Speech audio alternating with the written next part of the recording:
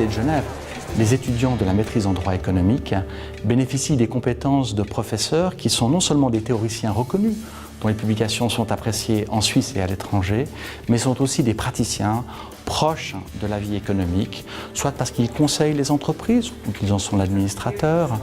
parce qu'ils les représentent ou qu'ils sont arbitres pour résoudre des conflits commerciaux, ou encore parce qu'ils servent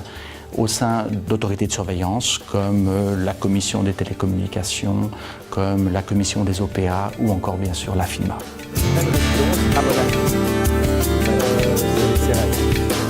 On va aborder tous les problèmes juridiques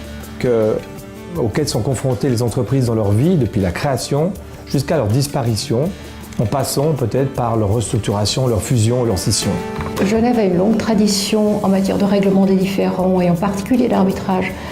international. C'est une place d'arbitrage commercial importante et puis on a un certain nombre d'institutions internationales qui ont une activité en matière de règlement des différends, ce qui donne à Genève une visibilité particulière dans ce domaine.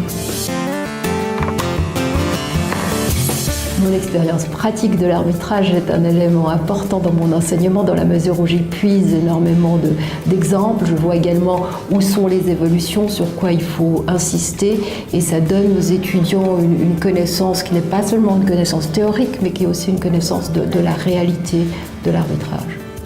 Prenons l'exemple du droit du sport qui est ouvert aux étudiants qui fréquentent le master en droit économique. Ce cours à Genève a été conçu comme une sorte de plateforme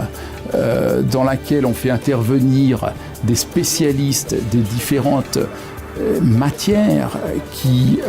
sont des composantes du droit du sport, la fiscalité, le droit des contrats, merchandising, sponsoring, la propriété intellectuelle, les marques enregistrées par des sportifs, la protection des droits télévisés, leur exploitation, etc. Une plateforme où différents professeurs qui enseignent par ailleurs leur matière dans des cours généraux interviennent et de façon synergique permettent aux étudiants de bénéficier d'une connaissance des différentes facettes du droit du sport et ça c'est une des particularités de notre faculté. Le droit pénal prend de plus en plus d'importance pour la vie des affaires. Les acteurs de la vie économique peuvent commettre des infractions, bien sûr, ils peuvent en être victimes, mais surtout ils sont soumis de plus en plus à des devoirs dans la lutte contre certaines formes de criminalité, le blanchiment d'argent, la corruption. Ils sont eux-mêmes tenus de mettre en œuvre des programmes, d'essayer de détecter les infractions, etc.